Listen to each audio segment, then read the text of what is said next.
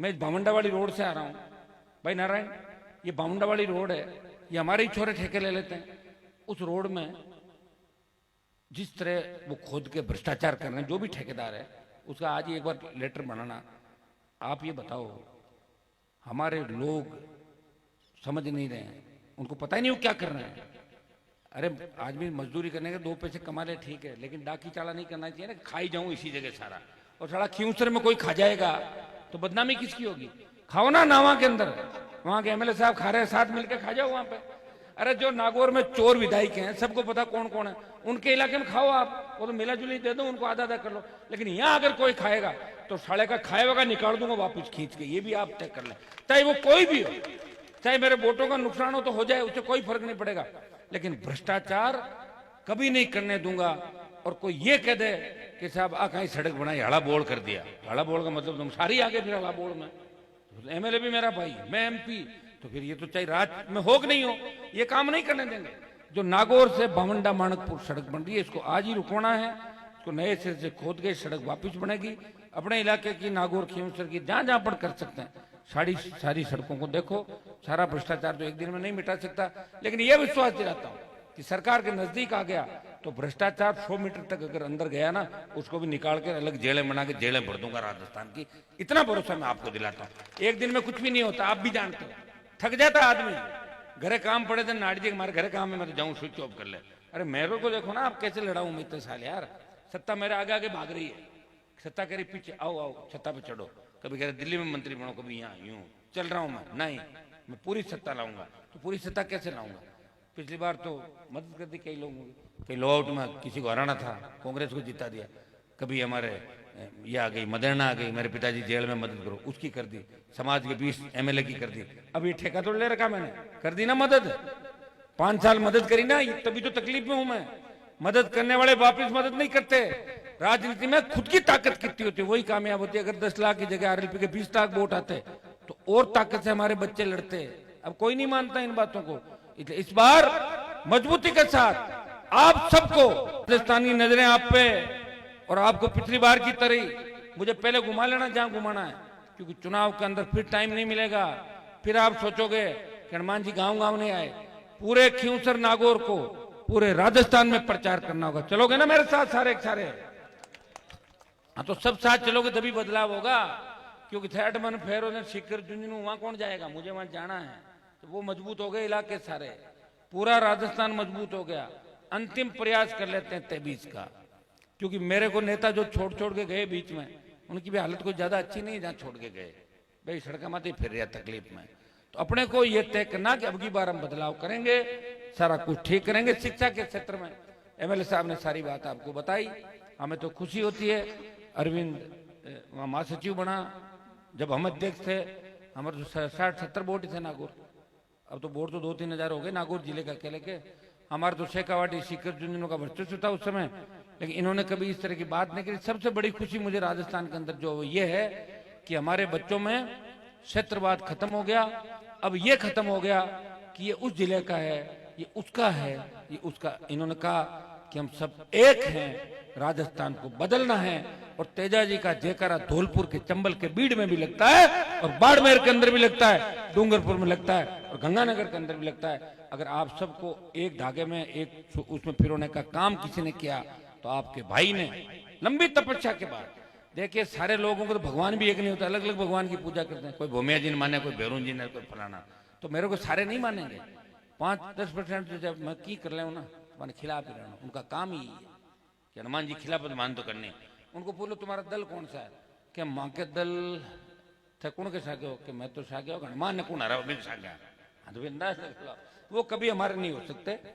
और अगर मेरे से भी कोई ये पूछे कि हनुमान जी आप क्या कर रहे हो, तो इसका मतलब वो पूछने वाला सही नहीं है, क्योंकि अभी तो राजस्थान में सिर्फ मैं ही हूं जो कर रहा हूं। जागीरदारों के खिलाफ लड़ाई किसने लड़ी? हमारे लोगों ने लड़ी। तो माड़ी भी हमारे साथ था, जाट के साथ, गुजर भी था, यादव भी था, मेघवाड़ भी था। वो जागीरदारी प्रथा के खिलाफ आंदोलन था, उसमें सारी जातियां साथ थी।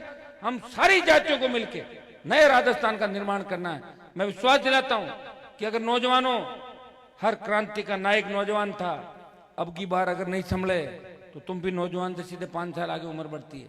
मुझे मत कहना, मैं मेरी लड़ाई पूरी लड़ रहा हूं 23 के अंदर मजबूती के साथ। आज तक आप सबका हमारा सबका ध्यान रखा, लेकिन अब राजस्थान का ध्यान रखना है। बदलाव देखिए, कलम की ताकत हो, अपने लोगों को भला कर दो, और जनता की ताकत हो, सरकार को झुका दो। जनता की ताकत है, सरकार को झुकाने का प्रयास करें। हर बार सरकार नहीं झुकती, लेकिन कलम की ताकत आ जाए तो कहने की आवश्यकता नहीं होती, फिर यहीं से बोलना ही होता है, कर्जा माफ, बिजली माफ, तो बोलते नीचे होते बिजली माफ। ऐसे ये कैसे? ये कलम की ताकत कहां से आएगी? ओसिया भी जीतेंगे, लो आउट भी जीतेंगे, जोधपुर की सीटें, नागौर की सीटें, पाली की सीटें, बीकानेर से यूं बढ़ेंगे आगे। इस बार आपको ये नहीं देखना है कि कैंडिडेट कौन है, बोतल का चुनाव चिन्ह दिखना चाहिए हर नौजवान को कि बोतल का चिन्ह कहां है, तो उसी पे करोगे। अभी सरदार शहर के अंदर जिस तरह वहां देखिए, चूरू के अंदर हमारी संख्या बहुत है, लेकिन बहुत सीधे लोग हैं। मैं गाँव के अंदर गया, किस तरह लोग डरते हैं कि साहब आपके साथ रह जाएंगे तो हमारे साथ ये हो जाएगा। मैंने कहा यार, ये डर कब निकलेगा कि अब की बार आप आए तो 8-7 महीने में निकल जाएगा। सुजानगढ़ लड़ लिए, सरदार शहर लड़ लिए।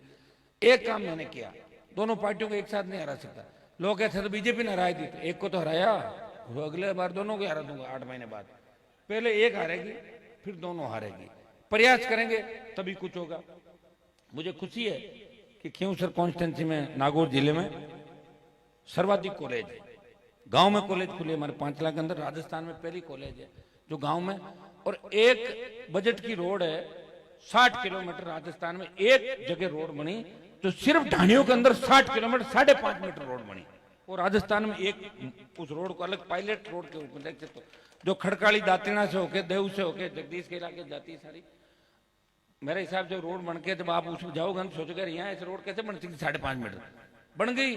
मैं क्या होता है कि मेरी कभी कभी चलती है ना, जब मैं छक्का लगाता हूँ, नहीं चलती तो आउट हो जाता हूँ। दो ही चीज होती है, चलती तो पूरी चला देता हूँ, और नहीं चलती तो out, run out, clean ball. चली, बन गई, नहीं चली, सड़क पे मिलूंगा, चलेगी, फिर छक्के लगेंगे। लेकिन अब तो चलेगी, क्योंकि सरकार का बुढ़ापा है, तो बुढ़ापे में सरकार तो डरेगी हम लोगों से, डरेगी तो काम होंगे हमारे। इसलिए मैं मेरे कांग्रेस के भाइयों से भी कहना चाहता हूं कि आप ज्यादा परेशान नहीं हो, आपके कम चलेगी। आप चाहो तो पार्टी चेंज कर लो, और उधर बीजेपी में मत जाना। बीजेपी की भी सरकार बन नहीं रही, आप ऐसे हवा में उड़ रहे हो, 160 आ रही, 70 आ रही। मैं यही कहना चाहता हूं कि हमें मजबूती से नए राजस्थान के निर्माण में लगना है। मैंने तो देखो, मेरी तो अलग पार्टी है, मुझे तो कांग्रेस बीजेपी दोनों से लड़ना पड़ रहा है। यहाँ कांग्रेस से लड़ रहा हूँ और दिल्ली में मोदी से लड़ रहा हूँ। नहीं लड़ रहा हूँ, सरपंच साहब बताओ, दोनों से झगड़ा। देखो, कांग्रेस वाले जब कोटपुतली से आगे आते हैं ना, तो मेरे से बहुत खुश होते हैं, मारकन बातें करें मीठी मीठी, हो मोदी से आप ही लड़ रहे हो। जैसे मैं कोटपुतली के अंदर एंटर करता हूँ तो कह हनुमान जी आपने बर्बाद कर दिया कांग्रेस पार्टी को। अब मैं किन मोर्चों पर लड़ रहा हूँ आप बताइए? एक व्यक्ति 2 मोर्चों में लड़ाई लड़ रहा है। मुझे लोग ये कहते हैं कि आपने भी तो परिवारवाद किया, अपने भाई को चुनाव लड़ाया। तो मैं उनको कहता हूं कि आप लोग आए थे और आप सबने कहा कि अगर आपके परिवार से नहीं लड़ोगे तो हम कांग्रेस को वोट डालेंगे।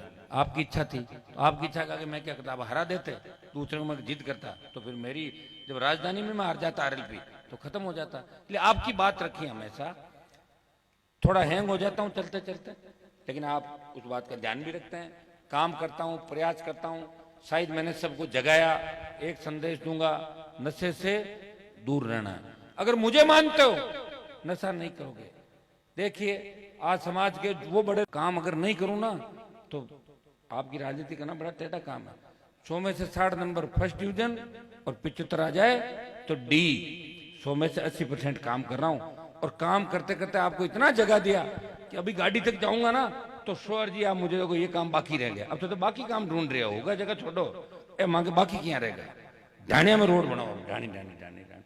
ये नागौर खींवसर में जब नहर का पानी आया था 8 में, हम बीजेपी जीत गए।